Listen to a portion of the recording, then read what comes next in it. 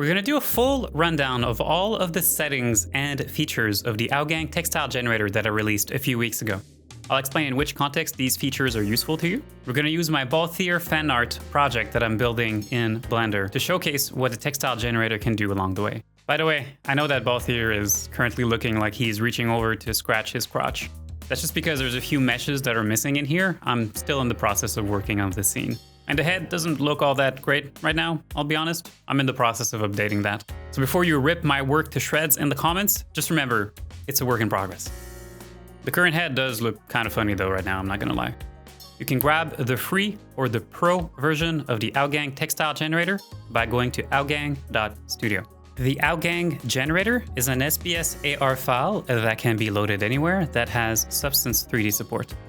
That includes Blender, Unreal, Houdini, Maya, and I'm waiting for confirmation from someone that it also works within Unity. But honestly, I don't see why it wouldn't work. So if you've tried it within Unity and you can confirm that you can load the SBSAR file in there, please leave a comment below to let us know that that is the case. What we're going to do today is to focus on loading the SBSAR file within Substance Player, not to be confused with Substance Painter.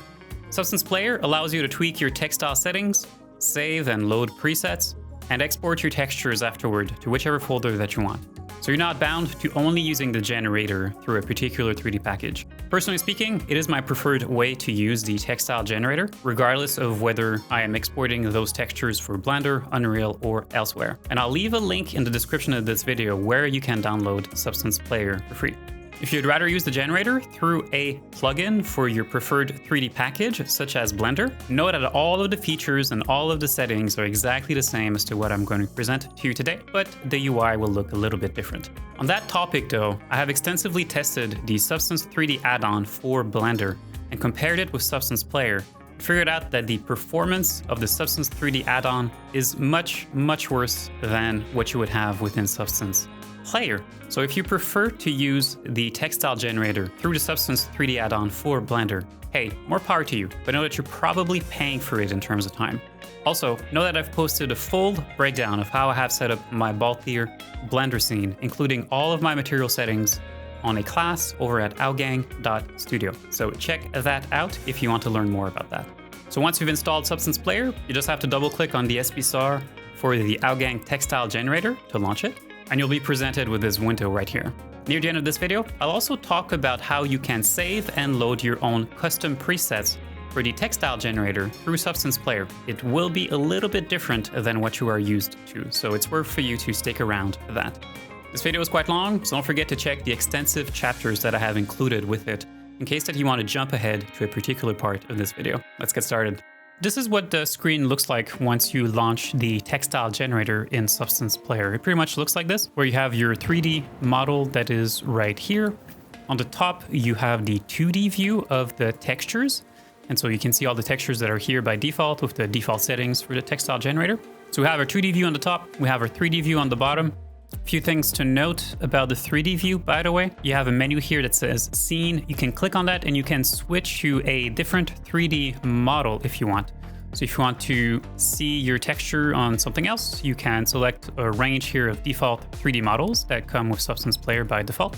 I personally really like to use the rounded cube, but anything works really. And also interesting is that you can go here and you can do load mesh, and you can actually load any 3D model that you have yourself as either an OBJ or an FBX. We have materials here, which is also an interesting menu, because when we go to default here and we go to edit, so you can choose different materials here, by the way, but I never really switched this.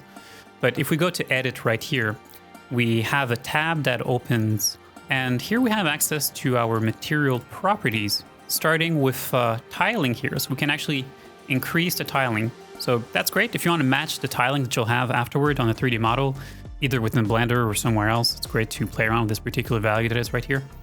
I'll set this here to 2, but of course the value of 1 by default works quite well in a lot of cases too. Height, scale, height, level, and tessellation is also actually quite nice. This again does depend on you having the pro version of the textile generator to be able to access height maps. But if you do have access to height maps, you can actually go within your material properties here, increase the tessellation amount, And as a consequence, you'll see that you will get an actual 3D representation of your textile here as I increase it here to maybe around 10 or so. And I can play here with height scale as well. And you can see that we have full height map support in here. So if you plan to use displacement or if you plan to use parallax occlusion mapping, this is actually really, really nice to increase your tessellation within Substance Player. Other than that, we have lights here. Now, customizing lights within Substance Player, I've found it to be very hard, if not impossible. So I tend to just keep the default lights really. But the only thing that's important to say about lighting within Substance Player is that within your 3D viewport, if you hold Control Shift and do a right click on your mouse, you can rotate the lights that are within the scene around, as you can see, which is really, really good because sometimes you actually want to see what is the light response of your textile. So this is really, really cool to do this once in a while here. Just hold Control Shift and right click and drag within your 3D viewport to rotate your lights around. Then we have camera here, where pretty much the most important setting in here really is just the focal length here. You can see I have my setting here set to very high. By default, this is a lot lower, perhaps around 50 or so, but I like to increase it here just so that I'm not looking at a distorted cube. But this is really just a matter of personal preference, really. Clear color is the background color. If I go ahead and change this, you can see the kind of effect that it has. You can also see actually at the same time that I actually have a little bit of transparency here. I can actually see through my fabric. I can see in between the threads in different places. And I can see that clearly right now by setting this clear color to something that is very, very bright. And the other thing I just want to mention, okay, is that if you are using a screen with some Windows scaling, so if I do a right click here, we go to display settings. If you have a little bit of scaling here on your display, it's possible that your 3D render within Substance Player might look a little bit blurry. There's actually a very nice way to fix this by simply turning off Use Window Resolution and then playing around here with the sliders and just increasing some of these values. You can see when I play around with these settings, it's kind of changing the aspect ratio of my 3D view, which can be a little bit maddening sometimes to try and get that right. And then finally on the tab of the right here is where we have all of our settings to control our textile. And on the top right, you can see there's a little preset button that is right here. And by default, the textile generator, both the free version and the pro version, comes with a bunch of presets that you can use. And once you have selected a preset, then we go within these different tabs that are down here and we customize the look of our textile. Before we talk about that, I just want to talk really quickly here about output size. We can, of course, change the output size of our textile to whatever it is that we want. And whether you are using the free version or the pro version of the textile generator, you have access to these different output sizes. But the only difference between the pro version and the free version is that the free version will always output textures that are 512 by 512. But the output size value here is still available to you. And the reason for that is because even if you are outputting out 512 in the end, you will get much better results if you increase this particular value. And this value, this output size value, will super sample your textures, which will ultimately give you a much better result in the end, even if at the end your resolution will always be 512. So once we've selected a preset as a starting point and we've set our output size to whatever size we want it to be, then we can start to customize the look of our textile. Under Weave, our first setting here is thread density. What this really is simply the amount of repetitions, the amount of threads that you will get within your texture. But the higher is the thread density, the less you'll have a chance of starting to see repeating details on your textiles once it is applied on your character afterward. If you want your details to look extremely sharp at low resolution, of course, let's say that we are outputting 512 textures in the end, then we probably cannot have a thread density that would be as high if we want sharp details as what we would have if we were using, let's say, a 2048 texture, of course. So if I set, let's say, my tiling here to 2, and I have a thread density here of 50 at a resolution of 512, I effectively have the same resolution here as if I was using a thread density of 100 at a resolution of 1024, and with a tiling value set to 1. So there's a little bit of math here, and there's certainly a little bit of tweaking that you need to do, but it's not a bad idea to go for thread density that is 10% of whatever output size that you have. Direction mask really just outputs only the weft or the warp fibers. There's not much of a use case I can give you for this right now, but I don't know, maybe for some people this will be something that is important for them.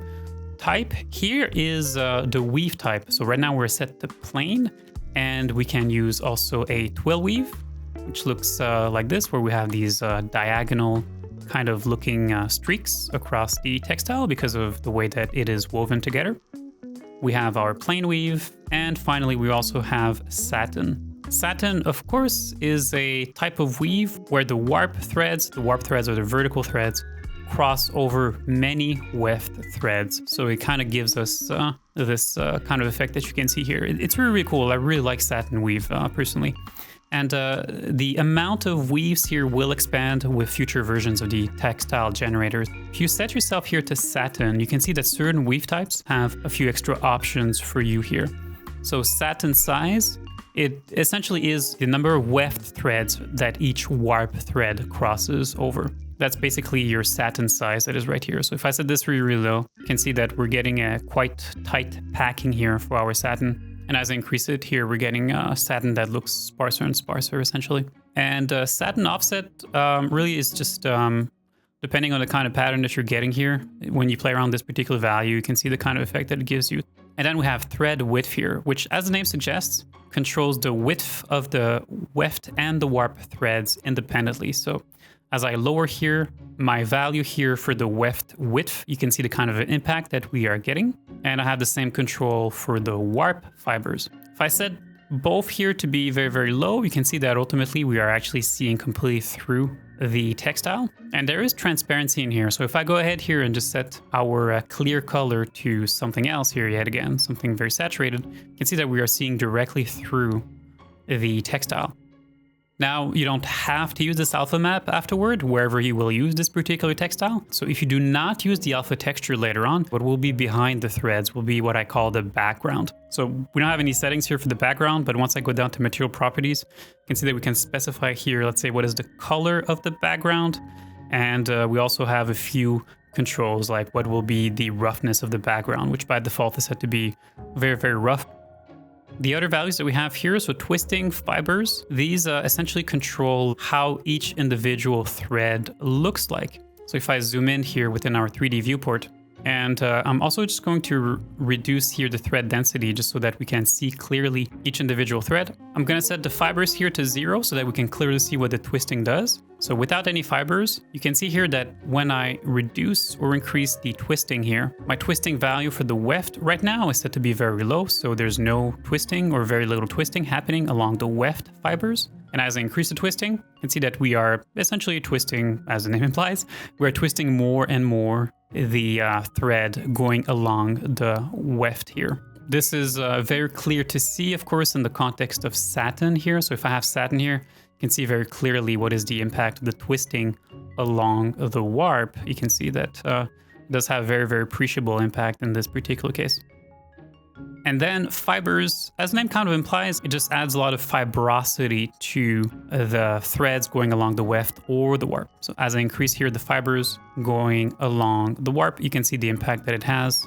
I'll be fully honest with you, the fiber code is not my favorite part of the textile generator right now, and it is something that I'm looking to improve within future versions. So this is a feature that is on my list of things to actively improve.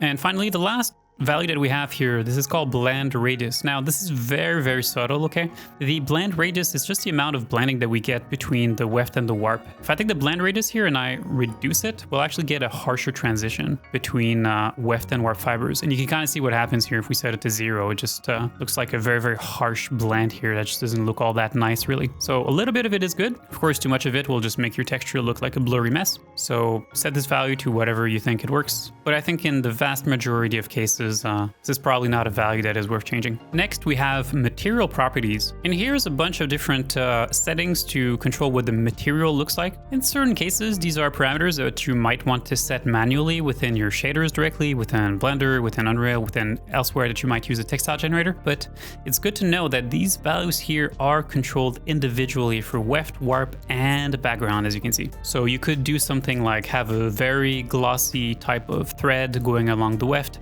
and have a very rough one going along the warp, or so on and so forth. So these values are primarily here if you want to change, let's say, what is the roughness along the weft and the warp individually. As an example here, if we go and we look at our roughness here, you can see that under roughness material properties, we have the same value here for both the weft and the warp. But if I take here the weft slider and I reduce it, now we are getting glossier weft threads, and you can kind of see in 3D what it kind of looks like right here. Then in terms of color, of course, we have the color along the weft and color along the warp, which you can set to whichever color that you want. This is very bright, I apologize. So you can set these colors to whatever it is that you want along the weft and along the warp, and again along the background if you are displaying that somewhere. So roughness, metalness, specular, pretty self-explanatory. I'm pretty sure that you already know what these values do, so we're not really going to talk about those, but it is worth to talk about what are these noise values that are right here. So I'll talk about those, but just very quickly before I do talk about these, normal format will flip your green channel. So depending whether you are using DirectX or you are using OpenGL. And if I show you here the normal map, if I set the normal format here to OpenGL, it will flip our green channel. As a consequence, our green channel will also look flipped within the 3D viewport. But if you are exporting to an engine that uses OpenGL as opposed to DirectX, such as Blender, then it's definitely worth to set your normal format to OpenGL and to afterward also set Substance Player to OpenGL as well, which you can do by going to Materials. So go back in here, Materials, Default, Edit, and in here scrolling down and setting your DirectX normal format here to false. But only change this here if you know that you are using an engine that uses OpenGL as opposed to DirectX, else the default value works. Okay, color noises now. You might see here within my 3D viewport that my color here that is specified, this kind of yellow here, this kind of dirty yellow that I have, is not consistent throughout. There's actually a little bit of variation. There's zones where it's a little bit more saturated, a little bit redder still, and it's a little bit brighter, it's a little bit more saturated, it's a little bit darker in different places here. So that's all because of these color noises that are here. And if I set here the amount here to be something that is very, very low, you can see that I'm just getting here within the 3D viewport here, I'm just getting a few instances where the color seems to shift a little bit. If I set this to be very high, you can see that now my whole texture becomes very noisy. Length is how long each of these variations will be, of course. So if we set it to 1, each will pretty much take the whole texture or almost all the texture, which can be pretty cool to create certain effects, certain types of textiles. Whereas if the length is very low, then it's more like, well, for lack of a better term, it's more like noise, really. That's what your length value does. And then here you have weft color noise and warp color noise HSV.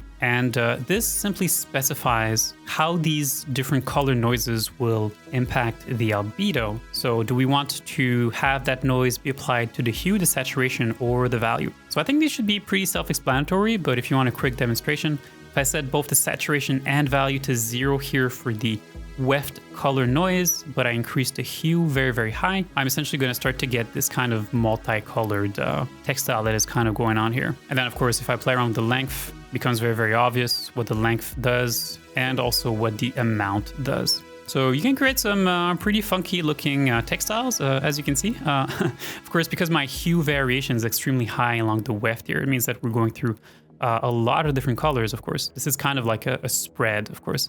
If you keep this hue very, very low, it means that there is color shifting happening along the hue, but only for the hue values that are very close to the original value. Finally, the last value that we have within our material properties that we haven't talked about is normalize height map. This is really only available to you or has really much of an impact if you are using the pro version, because you don't have access to height maps on the free version. And what this essentially does, if we go here and look at our height map, is that it will always keep your height values between the 0 to 1 range, which is very important if you're exporting your height map as an 8-bit texture. You can, of course, export these textures out as at 32-bit floating point if you want to, in which case you're not bound to values between 0 and 1, and you don't need to normalize your height map. But if you are going to use your height map as an 8-bit export, then you need to normalize, because if you do not, there's no guarantee that these height values will keep between the 0 to 1 range.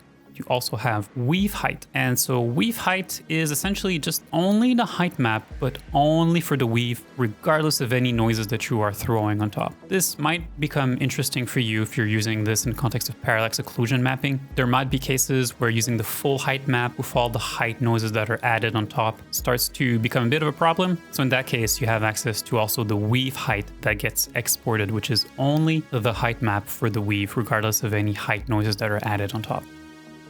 All right, so that's it for our material properties. Next within the list here, we have intersections. I just never really found the proper way to name these details, so I've named them intersections, which by and of itself isn't that descriptive. I just didn't really know what else to call them really, so I just called them that, but I might rename intersections to something else in the future. Anyway, you can see that for all these families of details, intersections, slubs, gaps, wrinkles, and height noises, in all cases, there is a button here that you can turn on or off to completely display or not these details on your textile. These buttons here are actually very useful for that. But so intersections basically are just details that are added every time that you have a crossing over of weft and warp. So one thing I can do here to make it very obvious, okay, I will take the luminance value here. I'm just going to crank this up very high. And I'm just going to take the amount here. So intersections, amount, weft. I'm just going to put this value very low here. And you can see the impact that it has. Here you can see, so it's kind of like little pops, or you can create almost the impression of little balls perhaps of kind of linen or yarn or something that are kind of popping out of the surface. And perhaps I should call these pops. I've kind of been going back and forth in terms of name, but you can see the kind of effect that it has. So it's essentially adding details or allowing you to modulate the look of the textile where you have a crossing over of weft and warp. So that's luminance and saturation, and you can also use these intersections in the context of making your thread look a little bit higher. So add a little bit of height to really make some of these intersections kind of pop, or to make them look a little bit wider. So with my plane weave that is right here, I'm going to increase very high, let's say the amount here for these intersections on the warp. As I play around here, you can see that it's actually making my thread look a little bit more kind of rounder, or just kind of expands the threads a little bit where my warp threads are crossing over my weft threads. And you can also go negative with these particular values. So even though the slider goes from 0 to 1, you can actually go ahead here and set this value to -1 if you want. It's going to make the threads look a little bit, as you can see, look a little bit narrower here. You can see here what it looks like within the context of the albedo. So that's what intersections do. And or you can also increase the height at the same time for these intersections. So if we go ahead here and add a little bit of height here to our warp, you can see that it is essentially raising the intersections along the warp. And if I, let's say, reduce here my amount for these intersections, I'm just going to get a few of these that are going to be raised. Little intersections that are starting to pop here a little bit, right? So depending on how the light is placed, you're going to start to see a few of these kind of intersections kind of popping here. So it just helps to modulate how the textile looks. It's a subtle detail, but I think in certain contexts, it might just be what you need to bring just a little bit more organicity to your textile. Next, we have slubs. So this is one of my favorite detail type. I'm going to increase the amount of slubs here along the warp. And I think the impact of it is immediately obvious. So slubs makes certain threads wider. And we pretty much have the same control here as what we had for the albedo noises. So we have size and length, and the same thing applies here. As I reduce here the size, it's going to make some of these slubs along the warp a little bit more subtle. And I increase the size, it's going to make these a lot more obvious. And length here is also a way to control what these slubs look like. So if I set this value here to be very high, then these slubs will practically take the whole length of my texture. So this is another great way to add a lot of nice organicity to our textile. Next, we have gaps. Gaps are, I like to kind of think about them as an inverted slub, even though it's not technically correct to think that way, but gaps are essentially just a place where the fibers start to spread out. So if I show you here yet again what it looks like, so let's add a few gaps along the weft. I'm just going to take the slider here, I'm just going to increase it. It is essentially opening up the space between some of the threads, and I'll increase the width here, and you can see that we're starting to get more and more gaps in between the fibers. You can kind of see the kind of effect that it's giving us. It's really gorgeous, right? To add a little bit of gaps here and there to really make a fabric look more organic and interesting. So gaps are really cool, and like a lot of the other details we've talked about so far, we have the same control.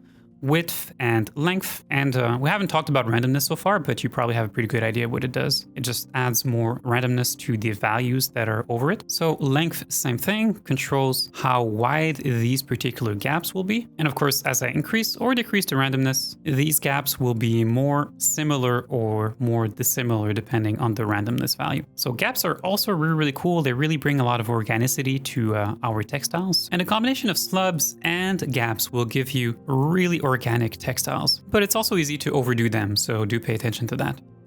Next, we have wrinkles and height noises. So let me show you what wrinkles and height noises do here. I'm just going to turn off height noises for now so that we can concentrate ourselves on only the wrinkles. So the settings that we have here, okay, so first of all, amount, just like everywhere else, amount just controls how many wrinkles will be added to each tiling detail swatch, if you will, if that makes sense. And I'm just going to go ahead here and I'm going to already increase the strength so that we can see them even better. Length is, yet again, how long each of these will actually be. Width will control how spread out or how thin these particular wrinkles will be. If your width is too low, it might not look all that great, as you can see, but there definitely would be materials that probably will look like this. And if I increase here the width even higher, eventually they kind of all start to blur together, but in a way that's not necessarily uninteresting for different materials. So you can really here play with the width here and play with the length until it looks quite right to you. And then angularity just controls how sharp or how smooth these wrinkle will actually look. If I put my angularity value really right here, you can see that they actually all look like memory wrinkles. And it's almost starting to look actually like paper almost, like wrinkled paper. So that's what angularity kind of does. It really makes these look, well, angular. But then you have rotation, which is just a value that simply rotates these particular wrinkles around. Randomness will, just like for every other setting that we have, gaps, slubs, so on and so forth, it just adds an element of randomness to all of the values over it. So if I put randomness here to 0, by the way, you'll see that, let's say, even the rotation, all these wrinkles will start to have a similar rotation, which again, certain materials do look like that. So if I put my rotation here relatively low, maybe somewhere around 0 or somewhere around there, see that all these memory wrinkles now all kind of more or less go within the same direction. And as I increase the randomness, then it makes these memory wrinkles look more random. And finally, in or out just controls whether these wrinkles go in or out. And if the value is set to 0.5 as it is by default, it makes some of these wrinkles go in and some of these wrinkles go out. Whereas if I set the value here, let's say down to 0, my wrinkles will only go in the surface, and value of 1, these wrinkles will only go out the surface. So pretty self-explanatory. Now, of course, these aren't meant to replace memory wrinkles that you would sculpt yourself on top of your surface in different places. As you lower these particular values, you can see that everything starts to blend in with the textile itself and with the surface, and you can actually get something that looks really good. You can see the wrinkles here. So I did use very smooth wrinkles, so you're not seeing like extremely sharp details here, but there's a lot of the surface variation that you are actually seeing right now. That is all because of those wrinkles. Those wrinkles were actually very useful to really get a surface that was starting to look really nice and organic here. And finally, our height noises adds other types of noises here to the surface. And there again, the best way to really see what they look like is just by making the strength of them very high. So we have a few different noise types here. So we have liquid noise, small bumps, and large bumps. So there are 3 noises here that ship with version 1.0 of the Textile Generator. So if I increase here liquid strength, you'll see the impact that it has here. You can see how it's kind of giving a bit of a, for lack of a better word, liquidy kind of elevation to the surface here. And scale just makes these liquid variations bigger or smaller. So if I set the liquid scale here relatively low, but I play around here with the strength of this these liquid details, you can see how it's just adding some type of very diffuse kind of bumpiness to the textile, which can be actually quite interesting. Then we have these small bumps here, which for which we do not have a size control because they are very tiny. So it's really just making the threads look very nice and worn. And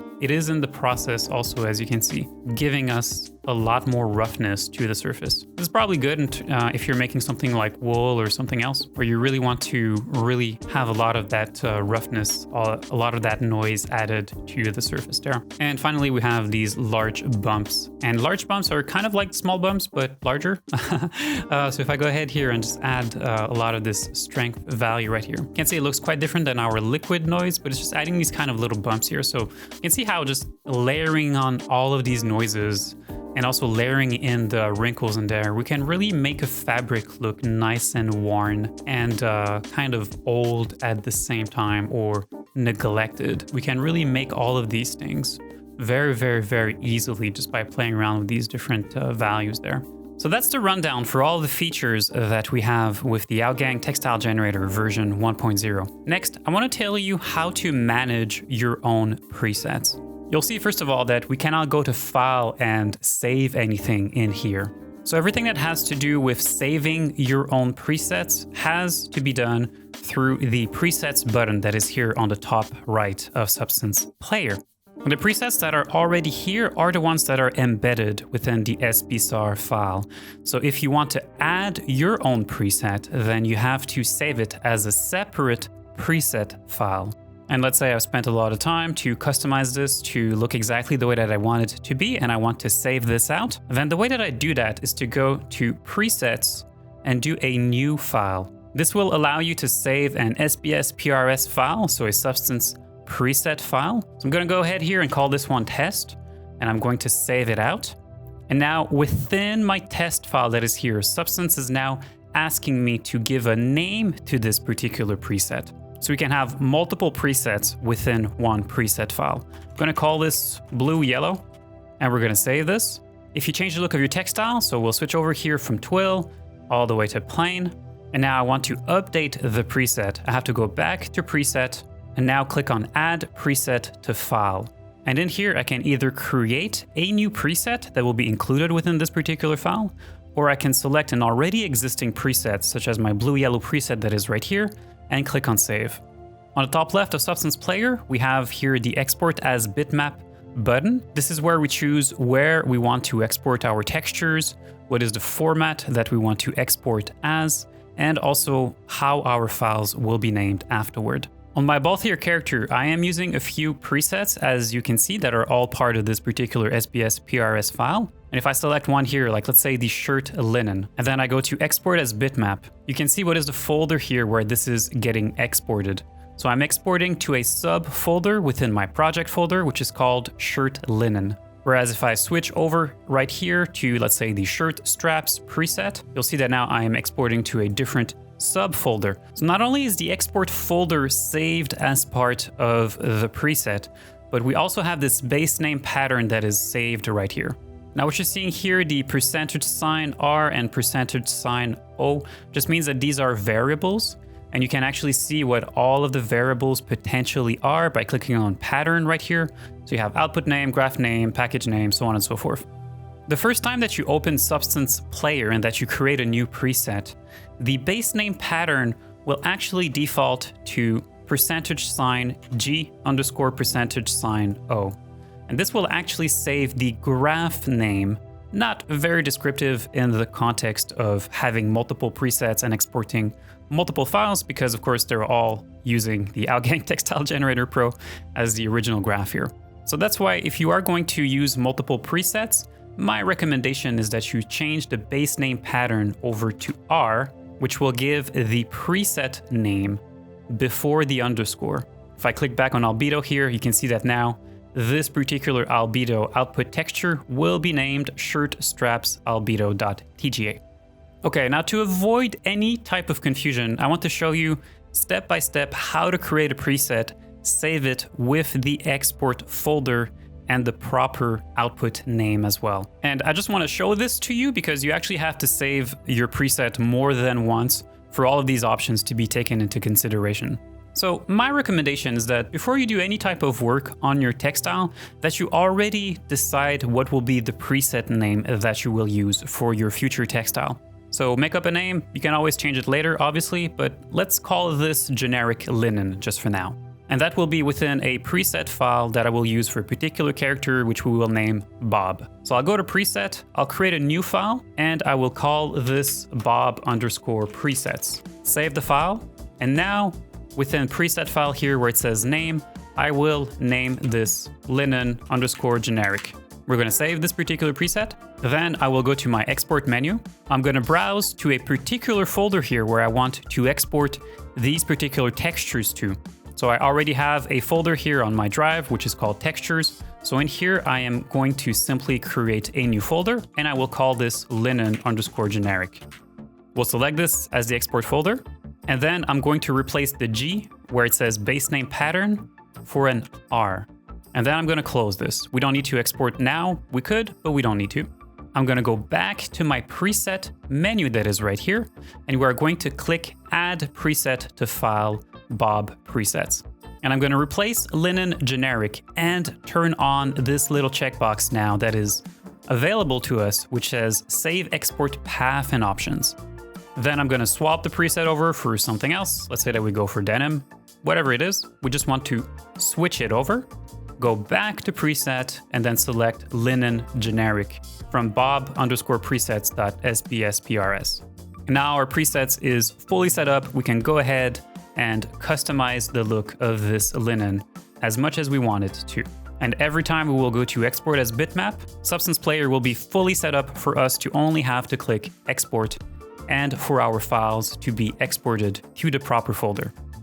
Once I've finished customizing the look of my particular preset, I have to save it again because we don't have any save button right here under file. So every time I do a change and I want to commit to it, I go back to presets and I click add preset to file Bob presets and I override the preset that this is supposed to be. So yeah, the workflow around using presets within Substance Player is a little bit confusing the first time that you do it, but I'm sure once you do it a few times, you're gonna get the hang of it, and then you will be able to do this very, very quickly. So that's how you use the Outgang Textile Generator with Substance Player. Thanks for watching, everyone, and I'll see you next time.